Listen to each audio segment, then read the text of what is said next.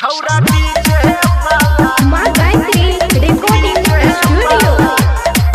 अपने संसद रामसी नीकू निराला के गाँव में हाला भेलो गोरा की गे तोरा क्लिप देलको छौरा डीजे वाला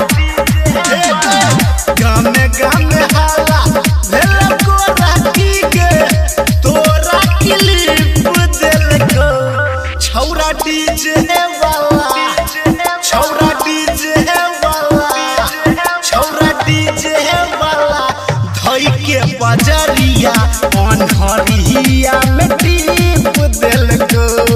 छौरा डीजे वाला धई के बजरिया अनहरिया में टीप देलको। अभी आप सुन रहे हैं सावरिया म्यूजिक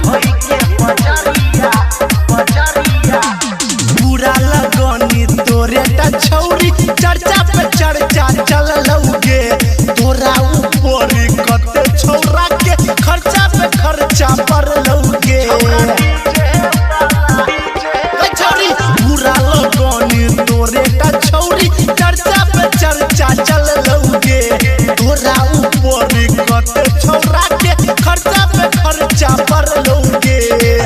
मोठवा में लाली लग बैला तोरा संगे लौजलीप देलको मोठवा में लाली लग बैला तोरा संगे लौजलीप देलको छौरा डीजे वाला छौरा डीजे वाला छौरा डीजे वाला धई के बजरिया अनहरिया में टीप देलको छौरा डीजे वाला धई के बजरिया अनहरिया में टीप देलको।